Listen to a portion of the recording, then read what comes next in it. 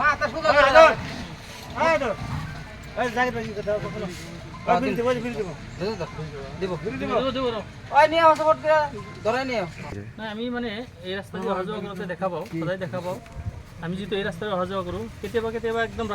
ৰাস্তাৰ মাজত থাকি কেতিয়াবা ৰাতি 12টা 1টা বজাতো যদি যাওঁ ৰাস্তাৰ মাজতে দেখা পাওঁ মানুহজনৰ আত্মীয় স্বজন তেনেকুৱা নাই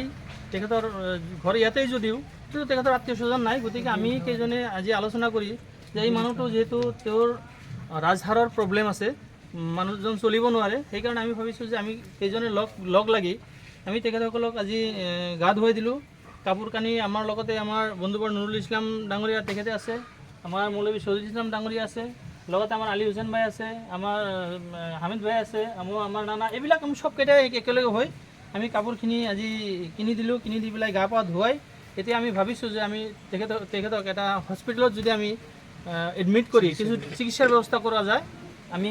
চিকিৎসাৰ ব্যৱস্থা কৰিছোঁ কেনেকৈ আমি সুস্থ কৰিব মানুহজনক এনেই মানুহজন ভালেই আছে প্ৰায় অলপ চিকিৎসা কৰিলে যদি তেখেতে সুস্থ হৈ উঠে সুস্থ হৈ যদি পুনৰ জীৱনটো ঘূৰি পায় আমি সেইটো আশা কৰিছোঁ আৰু এইটোৱে নহয় আমি আমাৰ কামেই হৈছে এনেকুৱা যে ছ'চিয়েল ৱৰ্ক কেনেকৈ ৰাস্তাত পাগল এনেকুৱা পৰি থাকিলে আমি ধৰি তেওঁলোকক অলপ চিকিৎসাৰ ব্যৱস্থা কৰিম লগতে আমি এইখিনিতে আমি সকলোকে আহ্বান জনাওঁ যে এইখিনিতে আমি যিখিনি যুৱ সমাজ ওলাই আহিছোঁ এনেকুৱা পাগলৰ যিহেতু আত্মীয় স্বজন নাই গতিকে আমি তেওঁলোকৰ আত্মীয় স্বজন হিচাপে হৈ আমি আত্মীয় স্বজন হৈ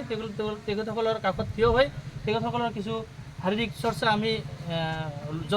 শাৰীৰিক যত্ন লৈছোঁ আৰু লগতে আমি চিকিৎসাৰ ক্ষেত্ৰত যদি হস্পিটেলত যিখিনি কৰিব লাগে আমাৰ তৰফৰ পৰা আমি কৰিম এই ক্ষেত্ৰত আমি সকলোৰে সহায় সহযোগিতা কামনা কৰিছোঁ যাতে সকলোৱে টকা পইচাটো ডাঙৰ কথা নহয় টকা পইচা দিব নালাগে কিন্তু হস্পিটেলত যাতে খবৰ লয় এনেকুৱা ৰাস্তাত যদি কোনো মানুহ পৰি থাকে আমাৰ লগত যোগাযোগ কৰিলে আমি তেখেতসকলক লৈ আমি হস্পিটেলত চিকিৎসাৰ যিমানখিনি পাৰোঁ আমি চেষ্টা কৰিম আৰু এয়াই আমাৰ উদ্দেশ্য আৰু কাম